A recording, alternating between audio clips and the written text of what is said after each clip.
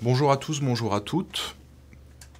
Donc bienvenue dans ce webinaire consacré à une présentation du RGPD dans le secteur de l'assurance, ainsi qu'au niveau des intermédiaires d'assurance. Donc pour me présenter très rapidement, je m'appelle Bertrand Plot, donc je suis juriste consultant RGPD chez la SGS, Société Générale de Surveillance, et parallèlement également désigné délégué à la protection des données pour plusieurs courtiers justement intervenant dans le domaine de l'assurance.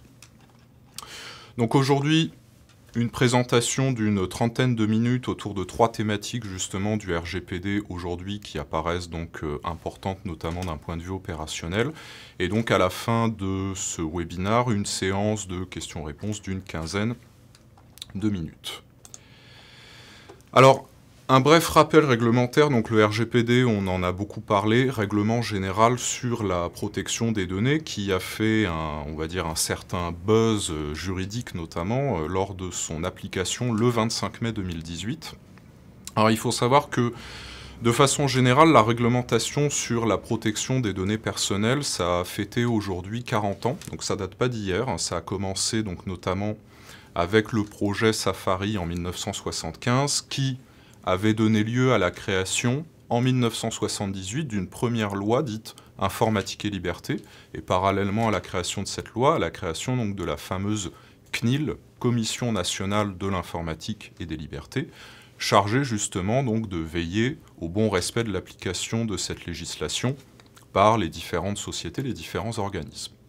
Au fur et à mesure du temps, on a eu des textes européens qui sont venus se greffer à cette réglementation sur la protection des données, jusqu'en, en 2016, où on a eu un premier délai de transposition du RGPD qui a commencé à courir entre 2016 et 2018, donc l'Europe laissant un délai de 2 ans pour que les entreprises puissent se préparer au RGPD, qui est arrivé, qui est aujourd'hui entré en application à compter du 25 mai 2018.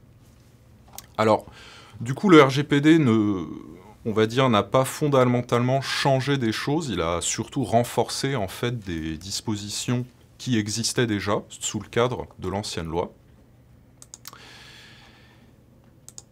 Et donc, la CNIL, je l'ai abordée, créée en 1978 parallèlement à la loi, aujourd'hui, son rôle a assez peu changé au fur et à mesure du temps. Donc principalement, elle dispose d'un rôle bien sûr de contrôle et de veille à ce que les différentes sociétés, quelles qu'elles soient, respectent les régimes juridiques concernant la protection des données personnelles et donc bien sûr aujourd'hui le fameux texte RGPD. Alors elle va également conseiller, éditer des bonnes pratiques justement à destination de certains secteurs d'activité qui peuvent être davantage touchés par la gestion, le traitement de données à caractère personnel.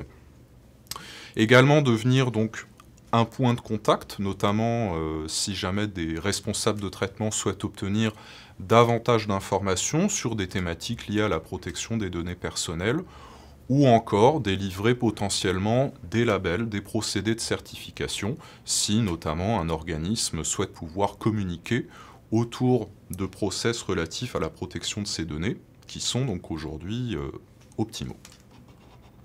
Donc aujourd'hui, 3 thématiques justement autour de cette thématique du RGPD.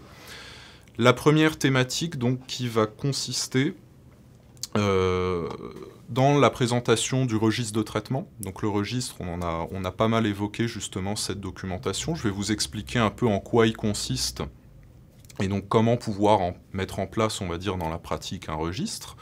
L'aspect licéité des traitements, également, qu'est-ce qu'une base juridique d'un traitement, et notamment la notion de consentement, où on a pas mal parlé de cette notion, mais c'est vrai que ce n'est pas la seule base juridique qu'on va voir qui existe par rapport à un traitement de données.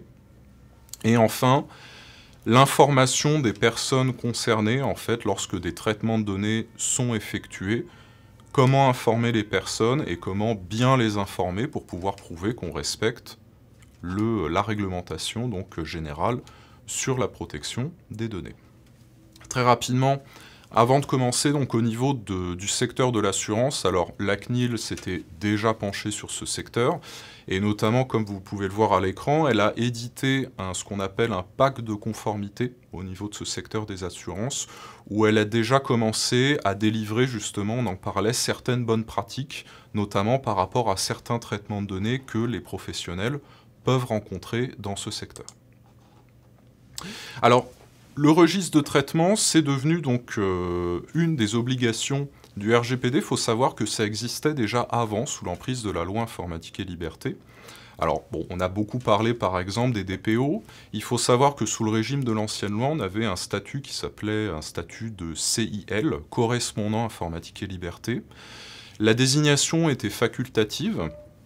Mais avant 2018, effectivement, et peut-être que certains d'entre vous l'ont déjà fait, on avait ce régime de déclaration à faire auprès de la CNIL. Généralement, c'était des formulaires papier ou électroniques, où en fait, à l'instar d'une déclaration aux impôts, ici on déclarait un peu les différents traitements de données qu'on mettait en place dans notre structure. Donc très concrètement, vous aviez une gestion administrative de ressources humaines, vous gériez voilà, la paye de vos collaborateurs, etc. C'était constitutif de traitement de données, vous déclariez ça à la commission. La CNIL s'est rendu compte au niveau de l'élaboration du RGPD que beaucoup de structures, on va dire, pensaient à tort que le simple fait d'effectuer ces formalités suffisait à avoir un statut de conformité par rapport à la loi. Donc l'une des volontés avec le RGPD, c'était aussi de changer cette mentalité, et donc ces formalités, aujourd'hui, ont disparu. Et à compter de 2018, à la place, on a donc ce registre de traitement, alors qui était déjà tenu par les anciens CIL dont je parlais à l'instant. Tout simplement, au lieu d'effectuer avant comme des formalités donc, auprès de la CNIL de façon externalisée, le registre de traitement, c'est simplement vous effectuez des formalités entre guillemets en interne. Vous consignez en fait des fiches dans un registre de traitement, comme les formalités que vous pouviez donc déclarer auprès de la CNIL à l'époque.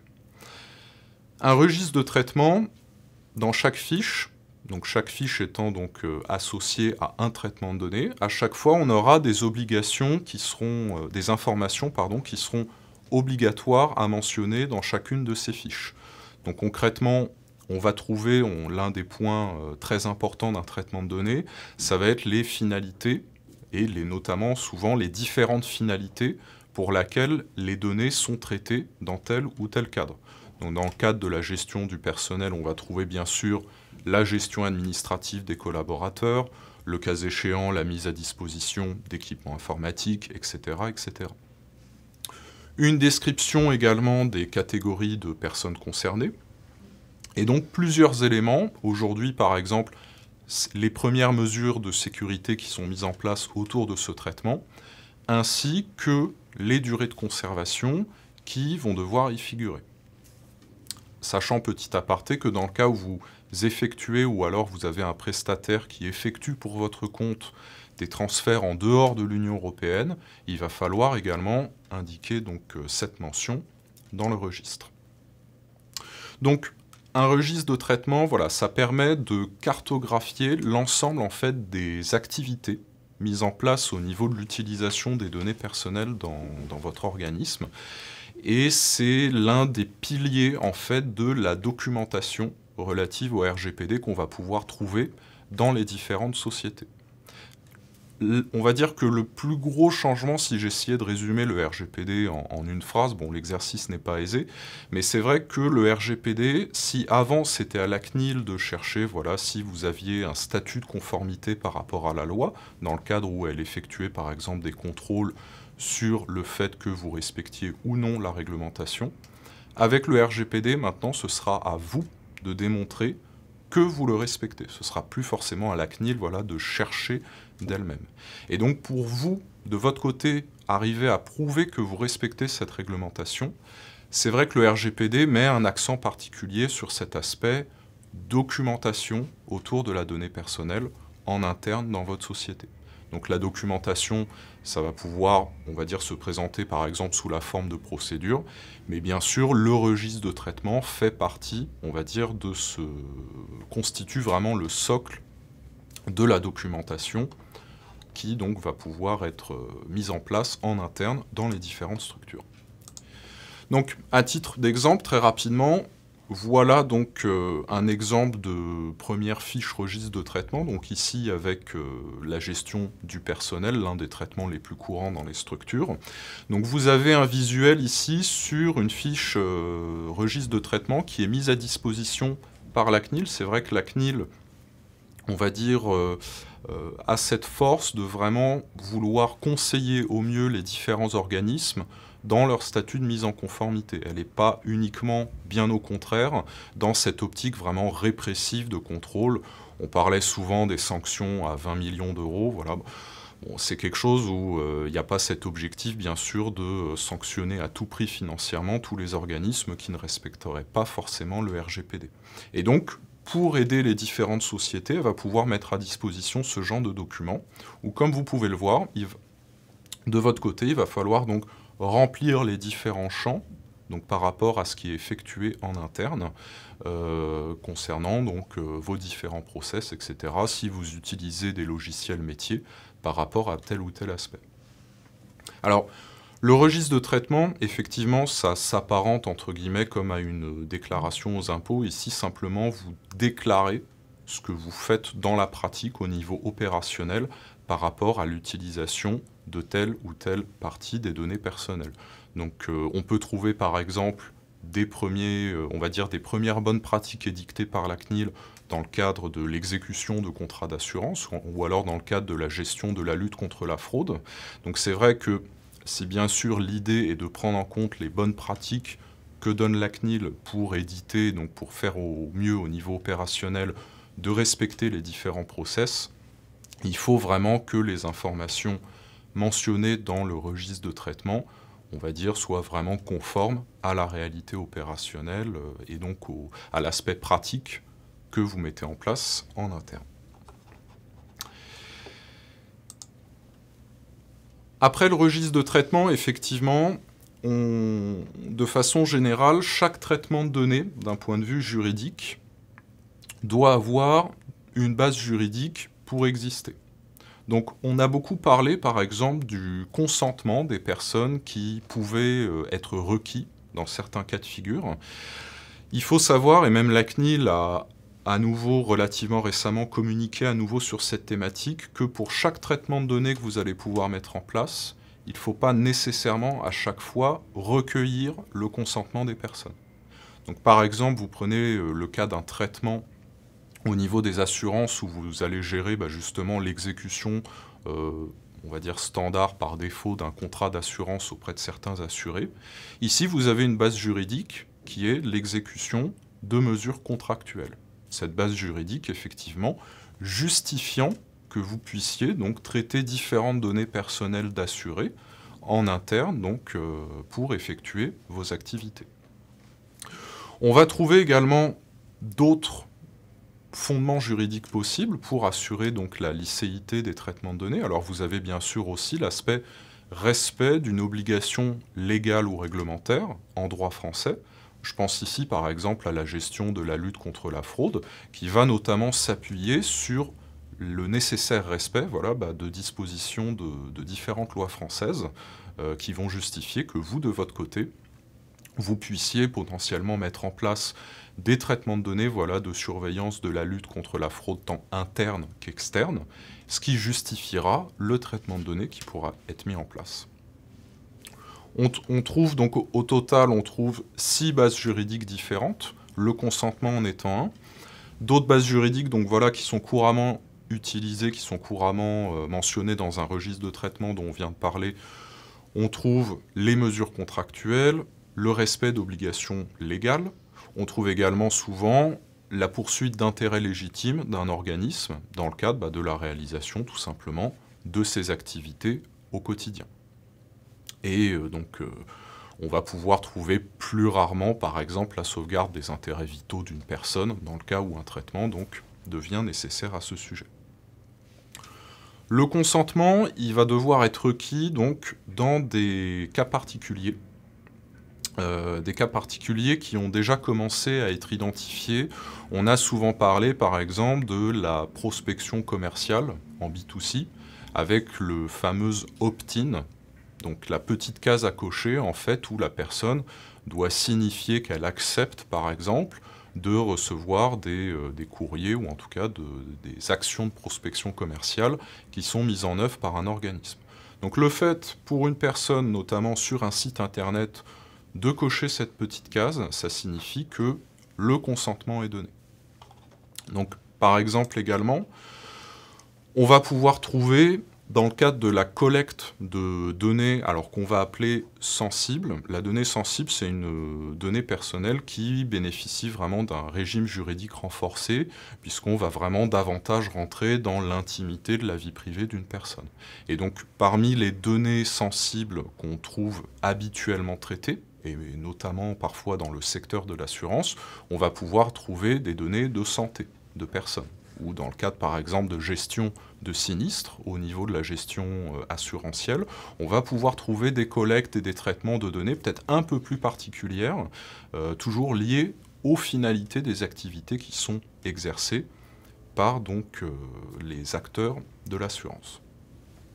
Au niveau du consentement, alors il faut savoir que le consentement, il a certaines conditions pour être juridiquement valable. C'est-à-dire que si par exemple vous rédigez des conditions générales d'utilisation, au niveau contractuel par exemple, si vous insérez plusieurs lignes relatives au fait que par exemple la personne donne son consentement en signant ce contrat, le consentement ne sera pas, on va dire, considéré comme étant juridiquement valable. Ce dernier doit notamment, on trouve les termes de libre et éclairé, c'est-à-dire que si par exemple un assuré souscrit à un contrat d'assurance, si via la souscription du contrat, ce dernier devient également obligé à donner des données sensibles sans justification particulière, le consentement ne sera pas considéré comme être valablement recueilli. Donc, forme libre du consentement, ce dernier devant être aussi également, en fonction des cas, spécifique.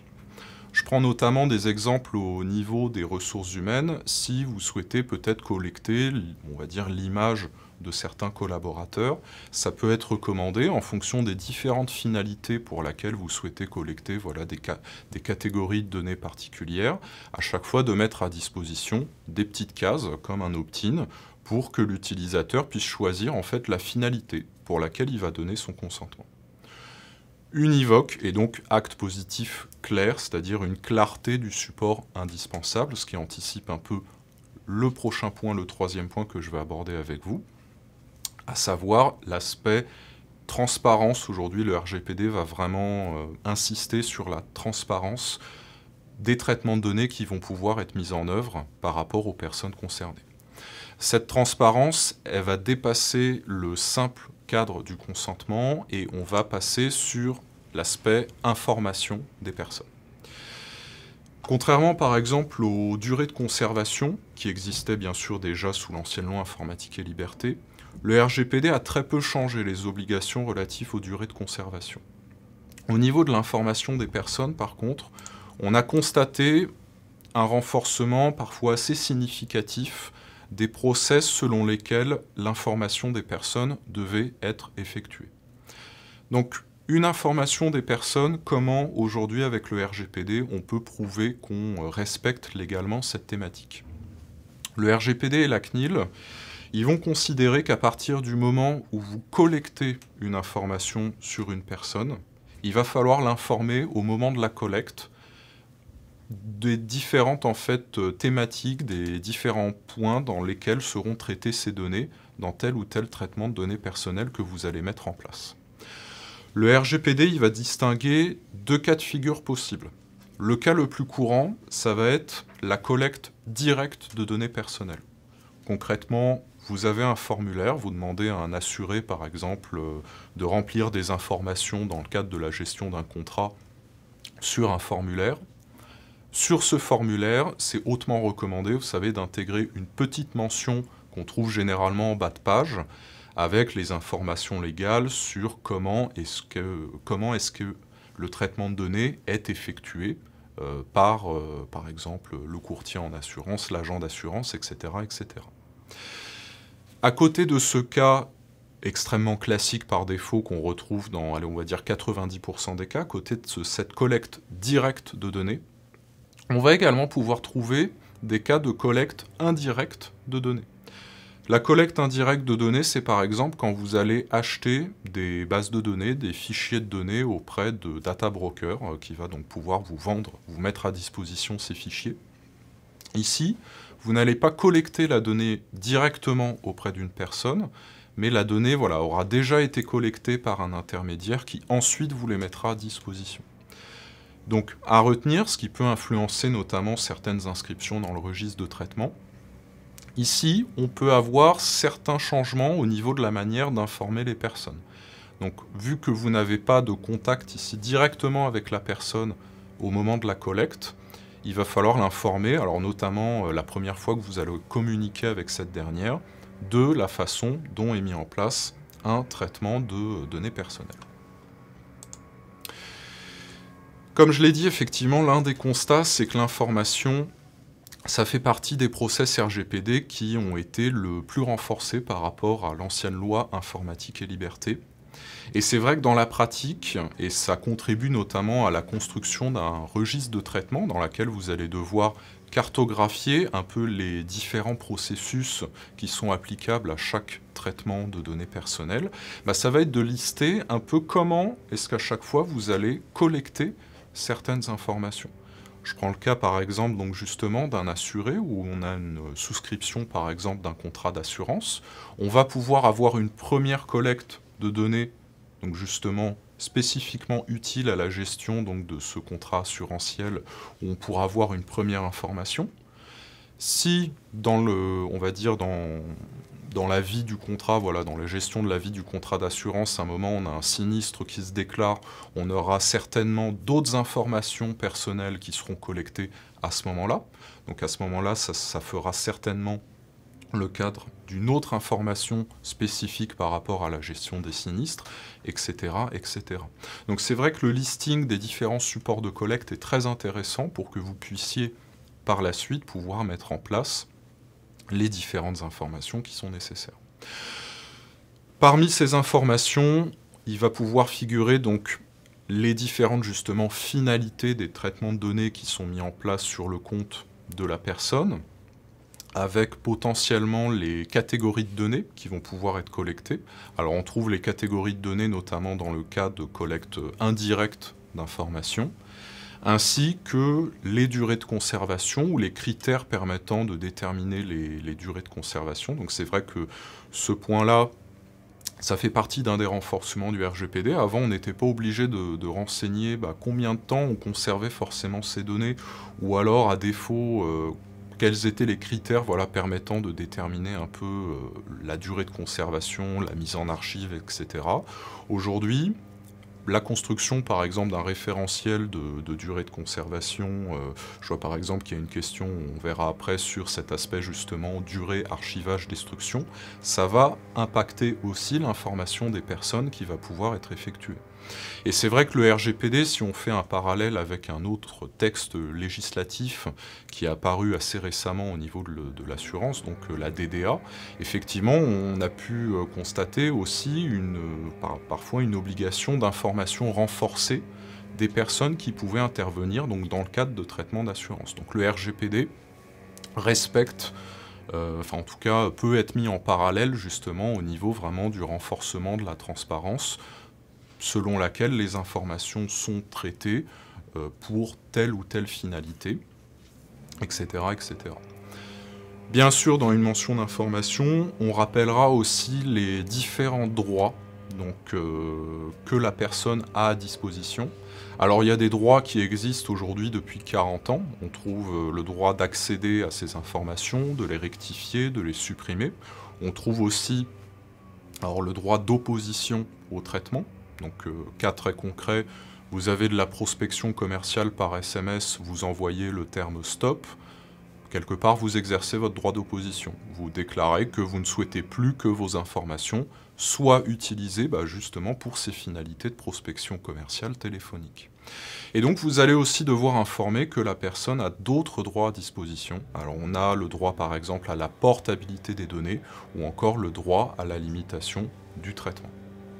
Donc, au niveau de ces 3 thématiques, effectivement, que ce soit l'information des personnes, le consentement ou alors la mise en place d'un registre de traitement de données, on peut voir que la mise en place de ces différents process souvent peuvent s'interconnecter ou se croiser. C'est-à-dire que quand vous allez construire un registre de traitement dans cette optique de cartographie, de data mapping, vous allez devoir identifier un peu comment sont faits de façon générale en fait les flux de données au niveau de vos activités d'assurance. Généralement, des traitements de données, en fait, c'est différentes activités que vous allez mettre en place dans votre société, alors que ce soit tant sur un plan interne, gestion des collaborateurs, gestion de la paye, etc., que sur un plan externe, gestion des sinistres, gestion de la lutte contre la fraude, de l'exécution de contrats d'assurance, etc., etc. Donc c'est vrai que, on va dire que pour faire une première conclusion sur ces 3 thématiques, l'objectif, vraiment, la première recommandation qu'on va pouvoir faire, c'est de bien partir sur cette base de cartographie, de ne pas forcément tout de suite se lancer dans des processus de mise en place de mentions d'information, d'écriture de procédures, etc., etc. C'est déjà, aujourd'hui en interne, où est-ce que j'en suis par rapport aux différents traitements de données que je mets en place, comment je les mets en œuvre en interne, et quels sont ensuite les différents process qui sont appliqués. Donc voilà pour la présentation de ces 3 différentes thématiques. Alors, on va aborder effectivement les différentes questions qui sont posées donc, actuellement. Je vais laisser très rapidement ma place à Monsieur Pierre Westphal, donc justement qui, dans le cadre de notre société, a développé donc un logiciel à destination des petites et moyennes entreprises, justement voilà, dans cet aspect mise en place de registres et donc cartographie des traitements de données que vous allez pouvoir mettre en œuvre.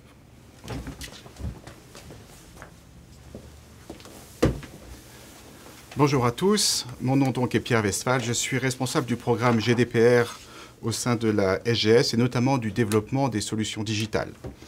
Voilà, donc vous avez pu voir que l'écran a changé et que j'ai téléchargé la première page de notre outil de gestion de la protection des données personnelles. Pour information, pour une meilleure visibilité de l'écran, vous devez, en bas de votre écran, en bas à droite, sélectionner l'option Fit to Screen, de manière à ce que la page s'adapte à votre écran. J'espère que vous pouvez tous le voir. Ah, c'est pas partagé encore. Alors, je vais commencer le partage de la fenêtre, effectivement.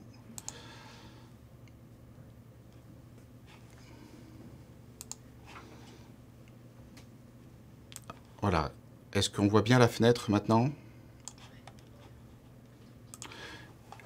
Donc, ce que nous vous demandons, c'est de cliquez en bas à droite sur l'option Fit to Screen de manière à ce que la page s'adapte à votre écran. Donc voilà en quelques minutes la présentation de cet outil qui est adapté aux petites et moyennes entreprises de manière à les aider dans la mise en place de cette nouvelle conformité. L'outil a été construit autour d'un parcours d'évaluation qui est constitué de plusieurs questionnaires sur différents thèmes. Vous pouvez voir les thèmes s'afficher à votre écran, entre les fondamentaux, la gouvernance et la sécurité, qui sont plutôt des thèmes génériques, et des thèmes plus associés aux fonctionnalités des entreprises, autour des ressources humaines, de la finance, du marketing, des ventes, informatique et infrastructure. Nous avons essayé de pouvoir permettre d'adresser cette problématique, cette conformité sous les différents angles d'une société. Donc le parcours d'évaluation va donc être constitué de questions sur le thème développé, auquel nous allons vous demander de répondre de manière très simple, soit par oui, non ou en partie. Vous pouvez vous faire aider d'un bon à savoir qui va faire référence au thème et à la question posée. Et au fur et à mesure des questions que vous aurez répondues, eh bien, un plan d'action va se construire. Donc, en l'occurrence, pour la présentation, je vais m'arrêter là, mais je vais vous présenter pour les fondamentaux le plan d'action qui a été proposé ici. Donc, vous voyez l'ensemble des actions demandées de manière à ce que sur ce thème-là ou sur ces thèmes-là, vous puissiez vous rapprocher de la conformité. Chaque action donc, va pouvoir être définie dans le temps, attribuée à une personne au sein de votre organisme, si vous en avez, et vous allez pouvoir aussi profiter de solutions de la part de la SGS, tant par l'utilisation des modules de cet outil que des offres supplémentaires autour de la formation ou encore d'assistance ou d'audit que nous avons. Vous pouvez toujours télécharger un document. C'est toujours nécessaire de pouvoir illustrer les actions qui ont été mises en place et enregistrer votre action. La partie qui va, je pense, vous intéresser plus en particulier, c'est ce que nous appelons l'inventaire de données, qui va vous permettre de pouvoir créer votre registre des traitements en ligne. Spécifiquement pour l'IFPAS et le SCSCARH, nous avons travaillé en intégrant des modèles pré-remplis, tels que vous le voyez là, qui sont pour le domaine de l'assurance. Gestion commerciale de clients et prospects, gestion et exécution des contrats de mise en œuvre et gestion de la lutte contre les fraudes. Ce sont 3 traitements types que nous allons retrouver dans votre secteur d'activité. Vous pouvez retrouver ensuite d'autres traitements beaucoup plus standards, comme la paye, la gestion des fournisseurs, la gestion du personnel. L'idée étant de vous permettre d'avoir un travail simplifié pour la création de votre registre des traitements. Donc, chacune des informations, chacun des champs a été pré-rempli. À vous de les valider. Mais vous voyez ici, sous les 6 thèmes proposés, les champs proposés avec un certain nombre d'informations, notamment la base légale, que vous voyez ici, cliquez sur « Objectif des intérêts légitimes ». Toujours des détails de manière à pouvoir justifier de ces choix. Le type de données traitées, le transfert de données, si c'était le cas, les mesures de protection que vous auriez mis en place. Alors, pour certains champs, ils sont laissés vides, avec des exemples, sachant que cela dépend de votre propre situation. Et la possibilité de pouvoir télécharger un fichier pour illustrer votre traitement en particulier. Donc, grâce à cette fonctionnalité d'inventaire de données, vous allez donc pouvoir créer votre registre des traitements au fur et à mesure du temps et voir cette liste s'agrémenter des différents traitements qui nécessitent aujourd'hui d'être listés dans le registre des traitements. Si vous avez besoin d'une aide, vous pouvez toujours faire appel à nos services. Vous avez un contact qui vous est dédié pour toutes les questions autour du RGPD, mais aussi des questions sur l'utilisation de la plateforme. Voilà, donc voilà une présentation très rapide de ces fonctionnalités. Je vous invite à tester ces fonctionnalités en allant sur le site du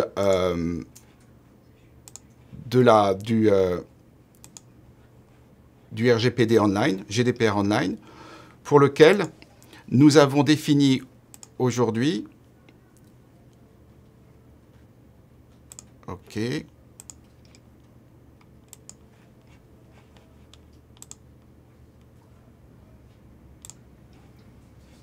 Alors, est-ce que c'est bien ce que je fais là ou pas?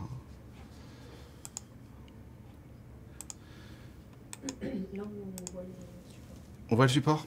D'accord. Pour lequel nous avons défini des conditions commerciales spécifiques. Voilà, je vais donc laisser la parole maintenant à Bertrand pour répondre aux différentes questions que vous nous avez posées. Alors, effectivement, donc, par rapport aux différentes questions qui ont été posées, donc, y a-t-il des obligations précises de formation des salariés dans le cadre du RGPD ? Alors, des obligations précises, non. Le RGPD ou la CNIL ne va pas imposer, par exemple, un quota d'heures au niveau de la formation des salariés. Bien sûr qu'au niveau de cet aspect formation, voilà, au point de vue général, c'est recommandé de mettre en place une sensibilisation des différents collaborateurs sur, voilà, en fonction notamment de la façon dont certains collaborateurs par rapport à d'autres vont pouvoir traiter des données. Si vous avez des collaborateurs peut-être qui sont plus amenés à traiter des données sensibles que d'autres, les informer sur cette thématique-là en particulier. Là-dessus, donc, c'est tout bénéfique en matière de conformité au RGPD. Quelles vont être aussi les obligations en matière de RGPD concernant le traitement des demandes reçues par mail? Alors effectivement, c'est vrai que la CNIL considère que par défaut, les échanges mail ne sont pas dotés d'une sécurité suffisante. Alors tout va dépendre, on va dire, des traitements de données, des données qui vont être échangées au niveau des supports mail. Si, on va dire, vous avez des volumes de données et donc une sensibilité des données qui est standard, entre guillemets, donc des noms, des prénoms, des simples données d'identification. Il n'y a pas forcément de problématique derrière le fait d'échanger ces informations par mail. Après, effectivement, si vous échangez des volumes de données d'une sensibilité, d'une criticité plus importante, là, c'est recommandé, voilà, de trouver peut-être des solutions de transfert plus sécurisées, plus adaptées au niveau des différents flux de données qui sont mis en œuvre.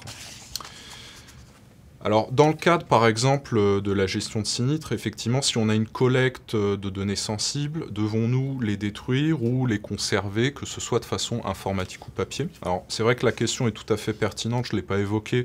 On parlait de loi informatique et liberté, c'est un peu un abus de langage. Bien sûr que la réglementation s'applique tout autant à l'informatique qu'aux données personnelles traitées sur papier. Il n'y a pas de différence de traitement.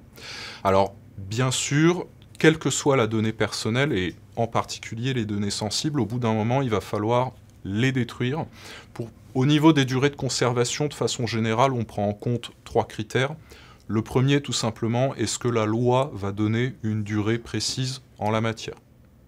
Le second critère, on a évoqué par exemple le pacte de conformité assurance de la CNIL.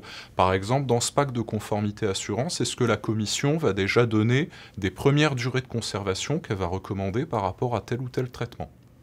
Et enfin, le troisième cas, si ni la loi ni la CNIL en fait vous recommandent de mettre en place certaines durées, ça va être à vous de calculer en fait la durée de conservation.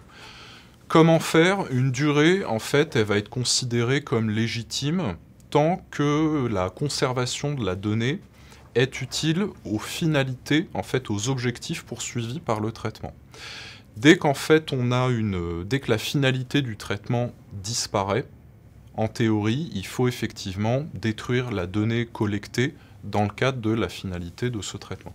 Donc c'est vrai que cet aspect durée de conservation, donc voilà, il faut à chaque fois prendre en compte quelles activités je mets en place.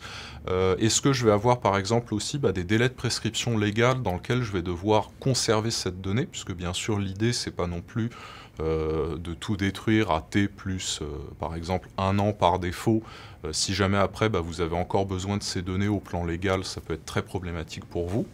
Et donc petit à petit construire un référentiel donc, de durée de conservation par rapport donc, aux différents traitements de données mis en œuvre.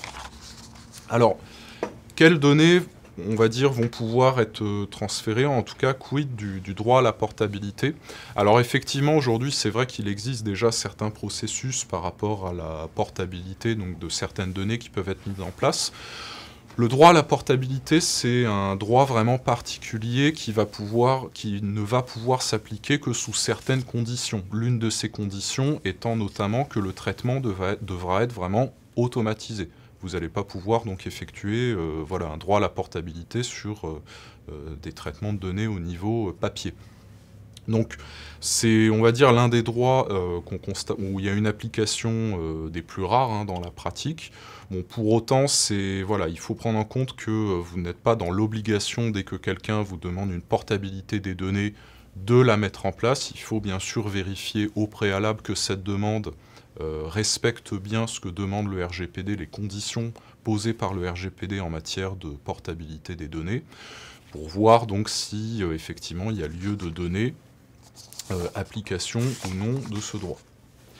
Aussi, donc en matière de, de sinistre,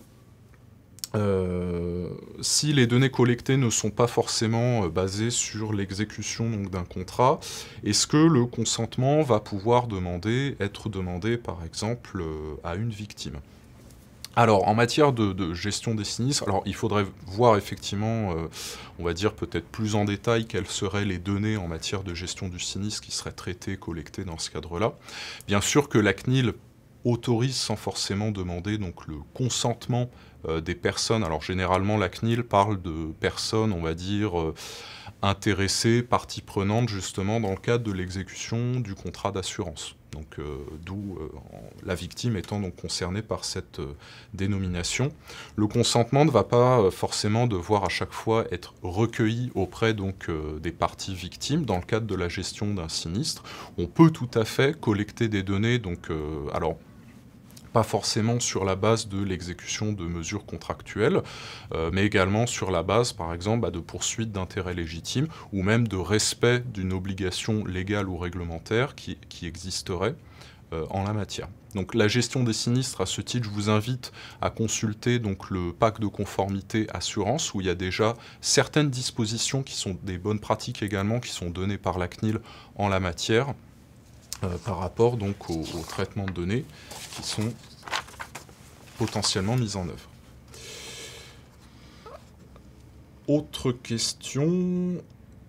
Alors, dans le cadre par exemple où il y a une conservation uniquement d'un contrat avec un RIB, est-ce qu'on est concerné par le RGPD, par l'application du RGPD ? De façon effectivement générale, le RGPD, il y aura 2 critères d'application. Alors, sans critères de volume de données, alors ça c'est quelque chose que même la Cour de cassation française a confirmé, ou même au niveau de l'Union européenne. Par exemple, un simple petit traitement texte, un mémo dans lequel vous écrivez un nom, un prénom et un commentaire par exemple sur une personne, est constitutif d'un traitement de données. Il ne vous faut pas tant d'informations pour une application donc, de la réglementation. Donc 2 critères, donc la présence effectivement de données à caractère personnel. Très rapidement, pour rappeler la donnée personnelle, elle identifie donc une personne physique. Si vous avez des fichiers de personnes morales, effectivement le RGPD ne s'applique pas. Pour autant qu'il identifie directement ou indirectement. Donc directement, vous allez avoir des données alors effectivement, je vois par exemple une question relative aux cartes de visite qui peuvent être échangées sur des salons. Donc là, vous allez avoir nom, prénom, effectivement, d'une personne, son adresse mail. Vous avez un traitement de données personnelles. Donc effectivement, la notion de traitement étant le 2e critère, la définition est tout simplement extrêmement large, c'est toute opération. Donc là, ça peut aller de la collecte à l'enregistrement, à l'interconnexion, etc., etc. Ici, les définitions sont extrêmement larges et la donnée personnelle, aujourd'hui, ça peut, vu qu'elle peut identifier indirectement, ça peut être une adresse IP, ça a été confirmé par la jurisprudence au niveau européen, ça peut être une plaque d'immatriculation, ça peut être même des habitudes de consommation, bon, etc., etc. Donc effectivement, dès que vous avez, dans le cadre de la gestion de relations contractuelles avec vos clients, même parfois simplement un fichier de gestion des fournisseurs, si vous avez ce qu'on trouve très généralement, même si dans la pratique c'est un fichier de personnes morales où vous avez les noms de différentes sociétés, à côté vous allez pouvoir avoir un contact nom.prénom@société.com et là vous allez tomber dans la catégorie de la donnée personnelle et donc avoir un traitement de gestion des fournisseurs mis en place dans votre structure. Alors, autre question, quelle est la durée de conservation des données prospects? Alors, je vais pouvoir vous donner la durée que, notamment, recommande la CNIL en la matière. C'est, vous avez contacté un prospect, la CNIL considère qu'il va falloir conserver les données pendant 3 ans à compter du dernier contact que vous avez eu avec la personne. Alors, on a cette notion effectivement de dernier contact, c'est-à-dire que si quelque chose qu'on peut tout à fait envisager, c'est au niveau de la prospection commerciale des assurés. Alors petite parenthèse à ce titre, vous allez avoir d'ailleurs un traitement générale pour l'ensemble des sociétés, des organismes quels qu'ils soient, la norme simplifiée numéro 48, si je ne m'abuse, relative à la gestion justement des activités de prospection commerciale. En matière d'assurance, sur la gestion de la prospection commerciale des assurés, vous allez avoir un traitement spécifique qui justement est détaillé dans le pacte de conformité assurance. Pour revenir sur cette question, la durée de conservation, justement, est généralement la même, 3 ans à compter du dernier contact avec le prospect. Ce qu'on peut tout à fait imaginer, c'est que si vous arrivez justement à l'issue de cette période des 3 ans, c'est de peut-être reprendre contact avec les différentes personnes. Alors le fait de reprendre contact ici, s'il n'y a pas de retour, bon, il y a un moment, effectivement, il va falloir les supprimer. Pour autant, si vous avez justement des retours de prospects au moment de cette relance, vous allez pouvoir faire repartir le délai de conservation à 0. Donc 3 ans à compter du dernier contact avec les prospects. Autre question. Et dernière question, comment garder et conserver la preuve d'information et du consentement lorsqu'on a un enregistrement vocal qui ne peut être conservé que 6 mois. Alors, effectivement, vous parlez effectivement de la notion de preuve du consentement, ce qui est une question tout à fait pertinente.